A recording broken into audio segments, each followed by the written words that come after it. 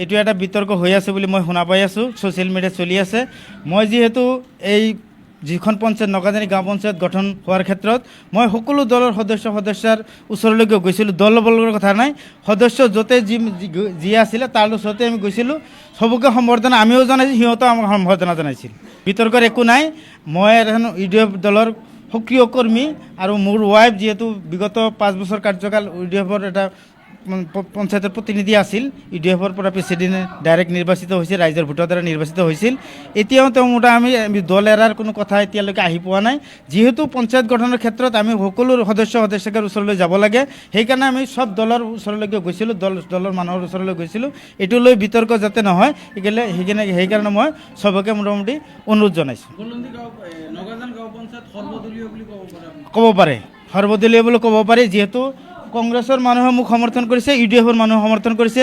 যিহেতু আগন্তুক উদ্দেশ্যটো হ'ল আমাৰ পঞ্চায়তৰ সৰ্বসাধাৰণ ৰাইজৰ উন্নয়ন আৰু সৰ্বসাধাৰণ ৰাইজৰ ডেভেলপমেণ্ট কৰা। এতিয়ালৈকে কোনো কংগ্ৰেছ দল এৰা, UDF এৰা বা কংগ্ৰেছ দল জইন কৰা এতিয়ালৈকে কোনো কথা অহা নাই। মই তেনেকুৱা কৰাও নাই এতিয়ালৈকে। আমি দুটা দলৰ মানে কংগ্ৰেছ UDF মিলি আমি সৰ্বদলীয় কেণ্ডিডেট এটা বাছনি কৰি জিকাই দিছোঁ। আৰু আমাৰ কথা হ'ল এও আগতে আছিল, এইবাৰো আমি মানে মিলি জুলি বনাই দিলোঁ।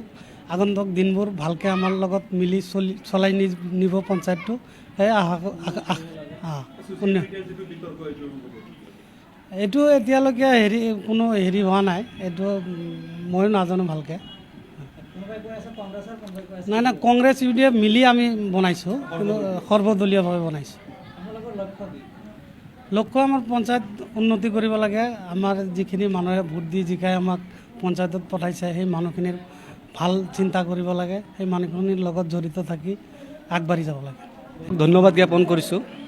লগতে ধন্যবাদ জ্ঞাপন কৰিছোঁ আমাৰ ৱাৰ্ডৰ 3 নম্বৰ ৱাৰ্ডৰ ভূতপুখুৰী গাঁৱৰ সকলো ৰাইজক, যিহেতুকে সকলো ৰাইজে মোক নিৰ্বাচিত কৰি মোক ইয়ালৈ পঠাইছে, পঞ্চায়তলৈ পঠাইছে।